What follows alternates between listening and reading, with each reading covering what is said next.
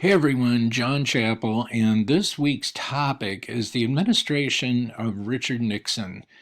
Nixon was one of the most fascinating presidents of the 20th century, I think. Very interesting person, very human person like John Kennedy, person of great intelligence, and also a person with tremendous personal flaws. You know from the reading in Eric Foner's book that before becoming president, Nixon had a long political career. He had entered Congress after World War II, was a veteran, came out of the war, was a practicing attorney, but then entered politics, becoming a congressman, then making the jump to the U.S. Senate, then serving as Dwight Eisenhower's vice president. Nixon was a highly visible vice president in the 1950s, very active as vice president. And then, as we covered earlier in the semester, Nixon ran unsuccessfully for the presidency in 1960, narrowly losing to John Kennedy. Nixon had a failed attempt to run for governor of California in 1962, which was a really odd choice for him because the narrowness of his loss to Kennedy in 1960 meant that Nixon really would have been almost certainly the Republican nominee again in 1964. But after he ran for governor of California in 62 and lost, he vowed to quit politics, went back to practicing law, but then staged a remarkable political comeback starting in 1967 where he wins the Republican Party nomination and becomes the candidate for the 1968 election, in which he narrowly defeated the Democratic candidate Hubert Humphrey. So let's jump into a look at some of the domestic policies of the Nixon administration. First thing I want to talk about is Nixon and the environment. And this reflects a broader theme that I want to set up with you guys this week, which is that Richard Nixon was a very different Republican from the type of Republicans who are dominant in the American political scene today.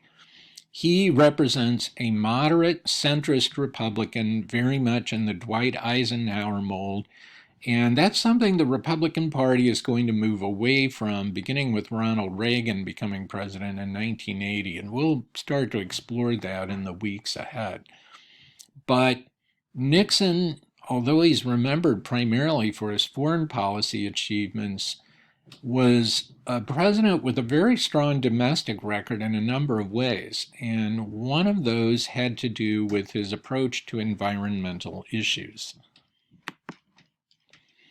This slide shows a picture of a famous event that happened in 1969 where the Cuyahoga River in northeast Ohio that flowed through Cleveland and south from Cleveland literally caught on fire and burned for several days because of the polluted state of the river. And this was something of a wake-up event to Americans to confront pollution as a problem. And this is one of the things, along with a couple major oil spills in 1968, 69, one in 1970 as well, that the Nixon administration was responding to as Americans were become increasingly aware of the effects of pollution on the environment. This is a slide that just has a picture of a typical day in Los Angeles in the 1970s. Air quality in American cities was extremely poor in the 70s. This phenomenon of smog, not unique to LA. Other American cities suffered this too. I can tell you from personal experience visiting cousins of mine who lived near LA in the 70s. And I remember going to Universal Studios and waiting in line outside to get in, and it was horrific. And I remember my eyes just burning and being irritated, and my cousins were like, oh, what's the big deal? Because they were used to it. But air quality, water pollution, these were among the environmental issues that motivated the Nixon administration to action. So Richard Nixon created the Environmental Protection Agency. You see on this slide And William Ruckelshaus, that you see in the photograph here being sworn in, was the first director of the EPA. We still have the EPA. Its effectiveness has tended to kind of rise and fall depending on who's in power. Donald Trump, for instance, has appointed somebody to be in charge of the EPA who's generally opposed to much of what it does and has cut the budget. And that's been a pattern that's happened since Nixon established it. But even though there's been talk of abolishing it, no president has done that. So with some presidents, the EPA has been more effective, with others less so. One of the important pieces of environmental legislation that Nixon passed was the Marine Mammal Protection Act, which established safeguards against all sorts of species. These that you see here are just a few of the examples covered in the Marine Mammal Protection Act. And it was one of the first pieces of legislation to take the approach of looking at the environment as an ecosystem. The Endangered Species Act of 1973 followed up on that, again with an ecosystem approach. California condor, the bald eagle, two examples of species that were threatened with extinction in the 1970s. The number of bald eagles in the country had dropped at one point down to several hundred, and they were able to return in large degree because of the protections provided by the Endangered Species Act. And the Nixon administration established the first federal standards for drinking water in 1974. It's incredible that the United States had no national standards on levels of pollutants and toxins in drinking water until the 1970s. But this was another important piece of environmental legislation. Another Nixon legacy, Amtrak, which has somehow survived. Various presidents have talked about abolishing it, but have never been able to. It preserved a kind of skeletal national passenger system. This map you see here doesn't even reflect what Amtrak looks like now. This is what it looked like when it was established in 1971. Every Republican president, as I note here, since Nixon has talked about killing it, but hasn't been able to. So it kind of struggles with limited funding, which has kept the level of service generally poor compared to other nations. The United States is the only advanced nation in the world that doesn't have high-speed rail. We use the term here, but it's really inaccurate. The world standard for high-speed rail means you have to have a train going a minimum of 125 miles an hour. The only place we really have that, I guess, in the Amtrak system is on the East Coast and the corridor between Boston and New York. And even in that route, it's not consistent, that speed, the entire way. There are stretches where trains have to slow down because that whole route was, built in the 19th century. And that's one of the problems Amtrak is saddled with, plus the fact that it doesn't own its own track. It's only a tenant on track owned by railroad companies that have no interest in running passenger trains. But Amtrak is another Nixon legacy.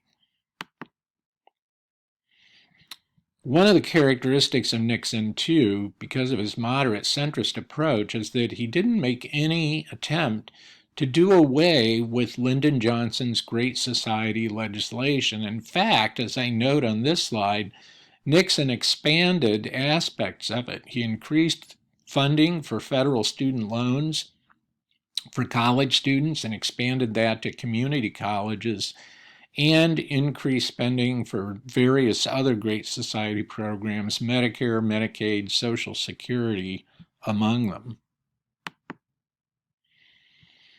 One of the most important pieces of legislation that the Nixon administration passed, and it doesn't get the attention that it deserves, even Foner doesn't do as much with it as I think he should, was the State and Local Assistance Act of 1972, which Nixon referred to as revenue sharing.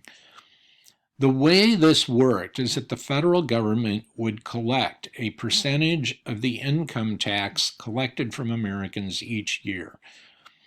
Now, initially, what it collected was 0.1%, which doesn't sound like much, but actually was tens of millions of dollars.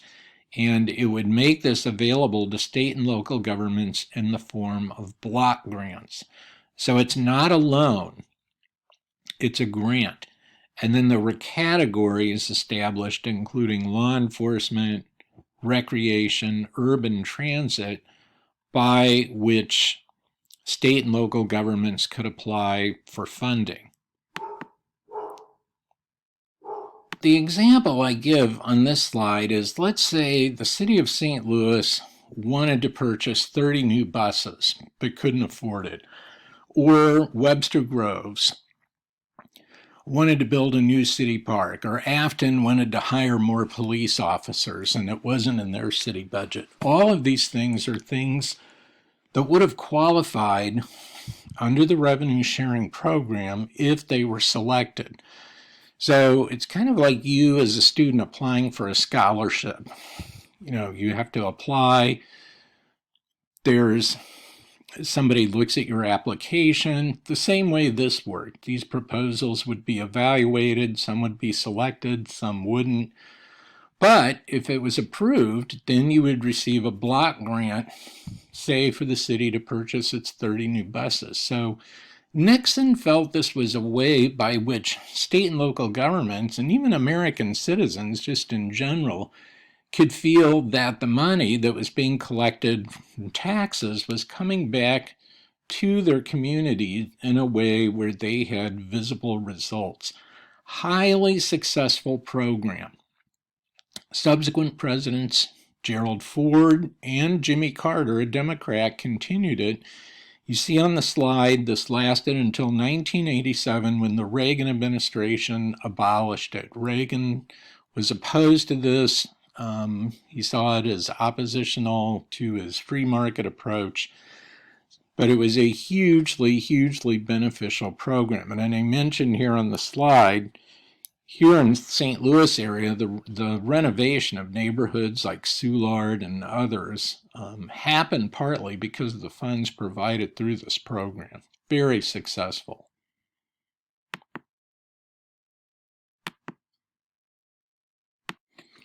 So the Nixon administration had some important achievements with its domestic legislation. In the next PowerPoint, we're going to look at the foreign policy of the Nixon administration, and I'll give you kind of an overview of that.